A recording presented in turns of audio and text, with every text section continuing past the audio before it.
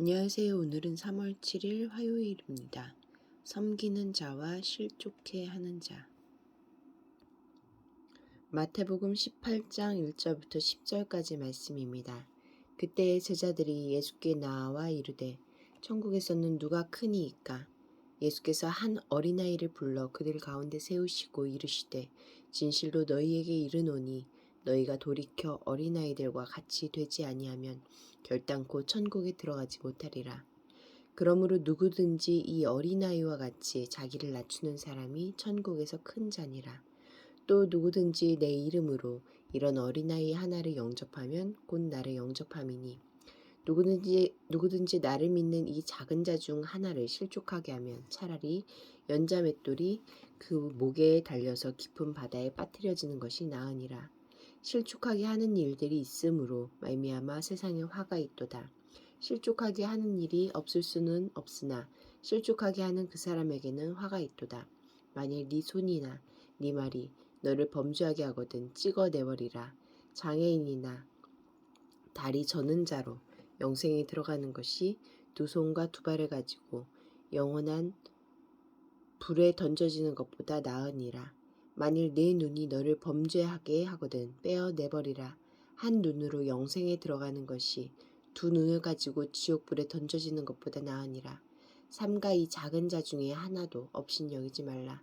너희에게 말하노니 그들의 천사들이 하늘에서 하늘에 계신 내 아버지 얼굴을 항상 배옵느니라.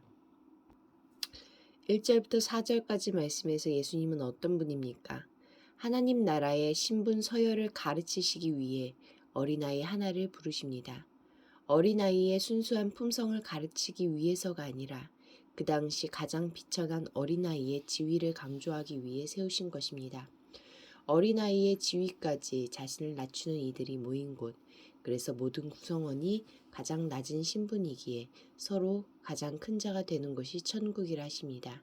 그러므로 천국의 모델하우스인 교회는 이 질서를 반영하여 세상의 계층 구조를 뒤집어 엎는 모임이어야 합니다. 순위 매기기 게임의 혈안이 된 경쟁사회에 파묻히지 않는, 상대와의 비교로 내 서열을 가늠하는 가치관에 지배당하지 않는 공동체여야 합니다. 복음의 능력을 빌려 남보다 높은 자리에서 편안하게 군림하는 것이 성공이요. 복이라고 가르친다면 그것은 거짓 복음입니다. 1절부터 4절의 어린아이가 자신을 끝까지 낮추어야 하는 제자의 기본 자질을 뜻한다면 5절부터 10절의 어린아이는 가장 낮은 순위를 자처하는 제자들이 세상으로부터 멸시받는 상황을 의미합니다. 예수님은 세상이 이런 제자들을 함부로 대하지 못하도록 경고하십니다. 오히려 제자들을 영접하고 지원하는 이들을 예수님 자신을 영접하는 것으로 인정하시겠다고 말씀하십니다. 그러니 세상에서 권세 누리길 갈망하지 말고 이 세상에서 보잘것없고 힘없어 보이는 삶을 부끄럽게 여기지 말아야 합니다. 6절부터 9절까지 말씀에서 예수님은 어떤 분입니까? 안 그래도 제자들에겐 세상에서 실족하고 절망한 일이 많을 텐데 그들의 겸손과 연약함을 틈타 더 아프고 힘들게 만드는 이들을 반드시 심판하겠다고 하십니다. 차라리 물에 빠져 죽는 것이 나을 정도로 무서운 심판일 것입니다. 제자들을 함부로 건드려 심판받지 않도록 몸의 일부를 절단하는 것이 나을 정도입니다. 그러니 어린아이됨을 추구하는 우리는 나보다 더 연약한 동료를 실족하지 않도록 주의해야 합니다.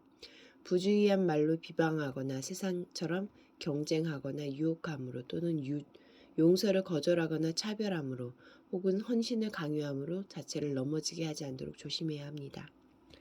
기도하시겠습니다. 공동체를 위해서는 어제보다 오늘 더 제 자신을 비우고 그리스도로 채워서 주님처럼 섬기며 살게 하소서.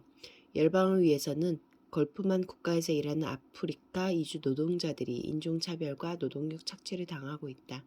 이주 노동자들의 노동 환경이 개선되고 그들의 안전을 위해 정부 차원의 노력이 뒷받침되도록 함께 기도하시겠습니다.